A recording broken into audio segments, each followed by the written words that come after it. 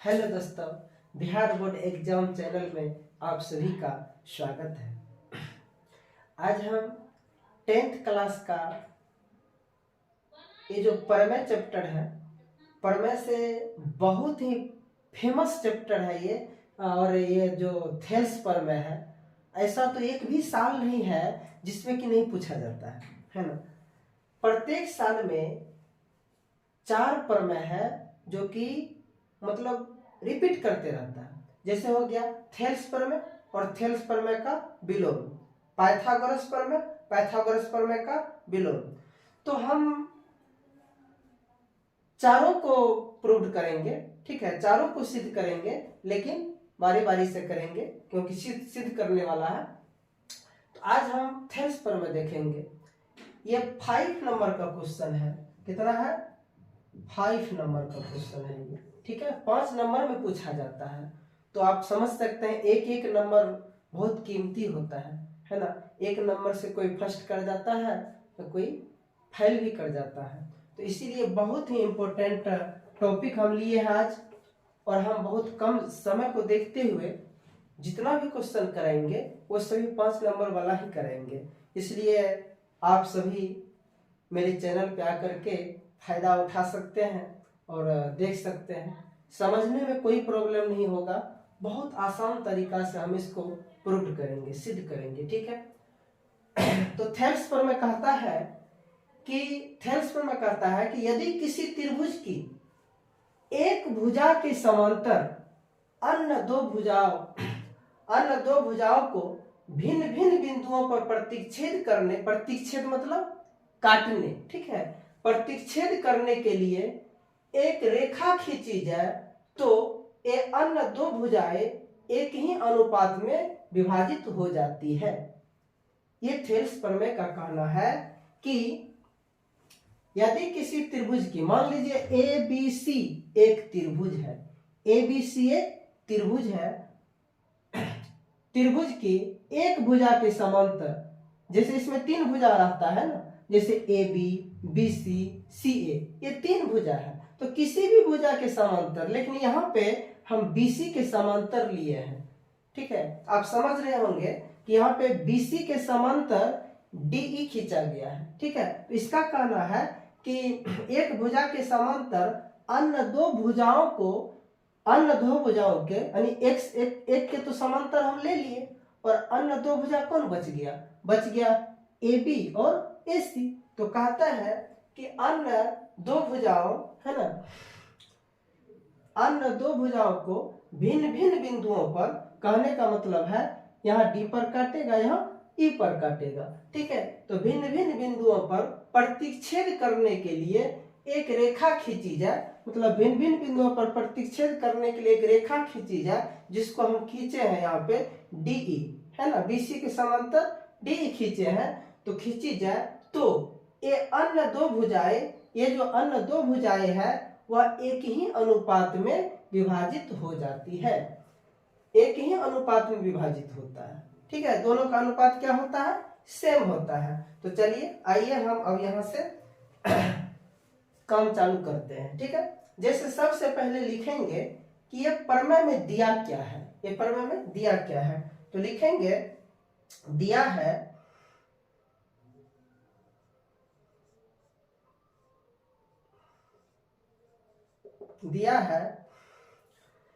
त्रिभुज एबीसी में भुजा बीसी के समांतर त्रिभुज एबीसी में भुजा बीसी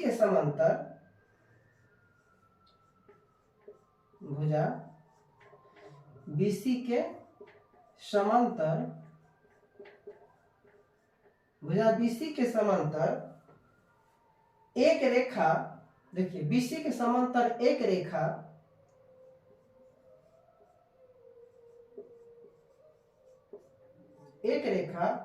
डी खींची गई है, डी खींची गई है,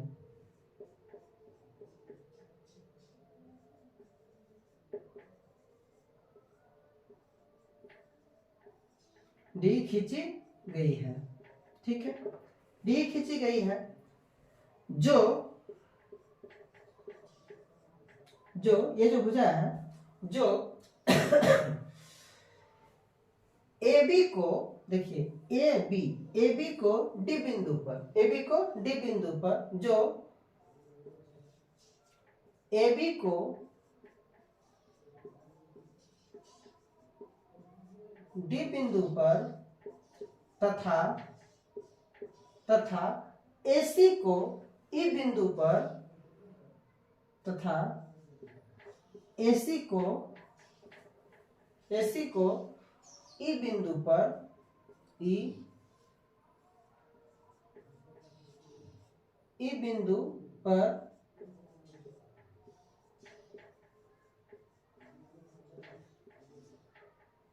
प्रतिच्छेद करती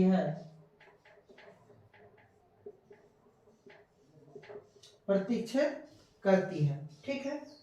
तो ये तो दिया हुआ है, कहता है कि त्रिभुज ABC में भुजा BC के समांतर एक रेखा D खींची गई है, जो AB को D बिंदु पर तथा AC को E बिंदु पर प्रतिच्छेद करती है, ठीक है।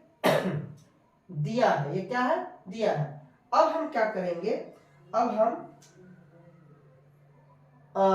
हमको सिद्ध क्या करना वो लिखेंगे सिद्ध करना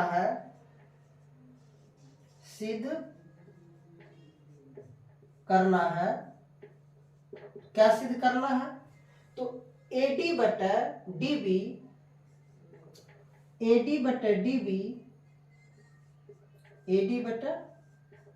DB बराबर AE बटा EC,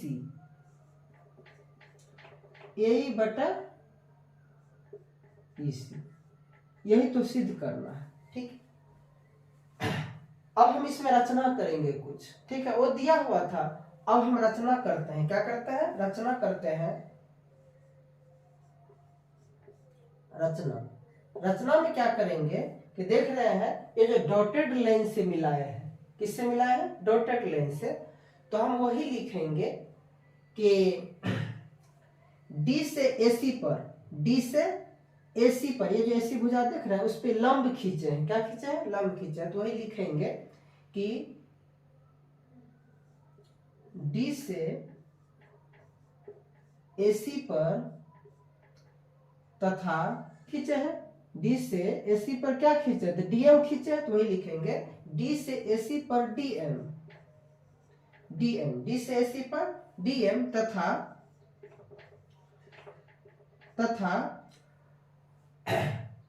E से AB पर EN, क्या है, EN। तो E से AB पर EN, E से AB पर EN लंब डाला, क्या डाला, लंब डाला, ठीक है, लंब डाला। उसके बाद और क्या किया, और जो है और कुछ किया, देखिए D को C से मिला दिए और B को E से मिला दिए। तो वही लिखेंगे और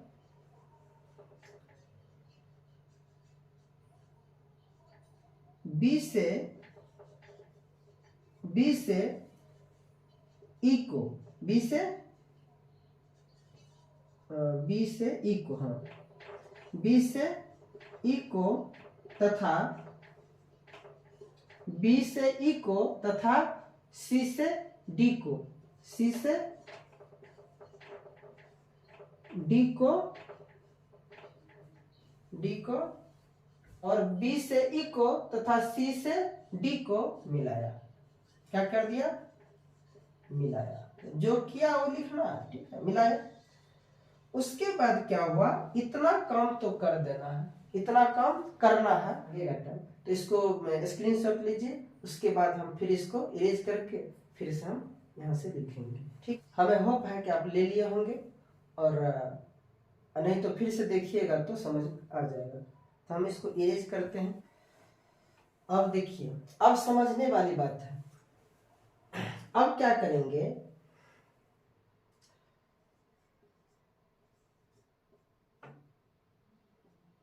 चूंकि होता है कि चूंकि त्रिभुज का क्षेत्रफल बराबर 1/2 गुना आधार गुना ऊंचाई। ठीक है, ये होता है किसी भी मतलब समकोण त्रिभुज के लिए सूत्र होता है कि त्रिभुज का क्षेत्रफल बराबर 1/2 गुना आधार गुना ऊंचाई। अब हम क्या करेंगे कि ADE में इसका क्षेत्रफल निकालेंगे। ठीक है, त्रिभुज ADE का। ठीक है, तो त्रिभुज ADE का क्षेत्रफल बराबर क्या हो जाएगा, तो 1/2 1/2 गुना आधार। तो यहाँ पर देखिए, इसके लिए ADE के लिए जो आधार होगा वो हम इस AB पे चलेंगे। ठीक है, तो AB रेखा पर AD आधार होगा और EN क्या होगा, लंब होगा। EN क्या होगा, लंब होगा। तो AD आधार होगा, EN लंब होगा। तो हम लिखेंगे 1/2 गुना आधार AD आधार गुना ऊंचाई। तो ऊंचाई क्या हो जाएगा इसके लिए, EN हो जाएगा। तो लिख देंगे EN। ठीक है, अब जो है यहीं पे क्या करते हैं कि याद रखिएगा, फिर हम इसको एक समीकरण 1 मानेंगे, फिर समीकरण 2 मानेंगे। तो इसी जगह हम क्या करते हैं कि त्रिभुज ADE का क्षेत्रफल बटे त्रिभुज, यहाँ पर देखिए इस लाइन पे 2 त्रिभुज बन रहा है, एक ADE और एक DEB या BDE, ये वाला त्रिभुज। ठीक है, ये वाला इसका क्षेत्रफल निकाल बटा कर देते हैं, तो हो जाएगा त्रिभुज BDE का क्षेत्रफल बराबर क्या हो जाएगा, बटा कर रहे हैं तो दोनों को बटा कर देंगे। इसका हो जाएगा 1/2 गुना, इसका भी आधार BD होगा और ऊंचाई जो है इसको थोड़ा सा इधर बढ़ा के यहाँ देखेंगे तो ऊंचाई वही होगा, आधार BD होगा। तो 1/2 गुना BD गुना EN क्या होगा, EN। ठीक है, तो यहाँ पे देखिए कि ये और ये कट गया और EN कट गया, यहाँ बच क्या गया, तो त्रिभुज ADE का क्षेत्रफल बटा त्रिभुज BDE का क्षेत्रफल। ठीक है, बराबर कितना क्या बच गया, तो ये भी कट गया, यानी AD बटा BD, इसको समीकरण 1 मानते हैं। ठीक है, अब यहाँ पर देखिए इस साइड काम किए हैं, AB पर काम किए हैं, तो AD इसका आधार हो गया और DB इसका आधार हो गया, उसको बटा करके एक समीकरण निकालें। उसी तरह AC पर काम करेंगे और यही त्रिभुज का ADE त्रिभुज का AE आधार पर क्षेत्रफल निकालेंगे, उसके बाद फिर इसी आधार का क्षेत्रफल निकालेंगे। ठीक है, तो हो जाएगा, यही करते हैं। जिस देखिए त्रिभुज पुनः त्रिभुज ADE का क्षेत्रफल, त्रिभुज ADE का क्षेत्रफल बटा त्रिभुज, इधर से लेंगे तो क्या हो जाएगा, EDC का क्षेत्रफल या CDE का क्षेत्रफल, जो भी बोलिए। ठीक है, तो हो जाएगा CDE का क्षेत्रफल, CDE का क्षेत्रफल। ठीक है, बराबर, तो इसमें भी हो जाएगा 1/2 गुना, उसके लिए आधार क्या हो जाएगा, AE होगा, है ना, AE होगा। तो AE गुना ऊंचाई, तो उसके लिए ऊंचाई DM हो जाएगा, क्या हो जाएगा, DM हो जाएगा, ध्यान दीजिएगा। ठीक है, DM। बटा फिर हो जाएगा 1/2 गुना, इसके लिए आधार EC होगा, क्या होगा, EC होगा, गुना इसको जब बढ़ाएंगे तो इसके लिए भी ऊंचाई क्या होगा, DM ही होगा, ठीक है, तो DM होगा, ठीक है। अब यहाँ भी देखिए कि 1/2 कट गया और यहाँ DM कट गया, तो बच क्या गया, बच गया क्या, यहाँ पर लिख दीजिए AE/EC, AE बटा नीचे में बच गया EC, ठीक है। इसी को मान लीजिएगा कि त्रिभुज ADE का क्षेत्रफल बटा त्रिभुज CDE का क्षेत्रफल बराबर AE/EC, ठीक है। इसको समीकरण मान लेते हैं 2, ठीक है। मान करके फिर इसका एक बार स्क्रीनशॉट लीजिए, थोड़ा लंबा है, आशा है कि आप ले लिए होंगे, तो थोड़ा सा इरेज करेंगे इसको।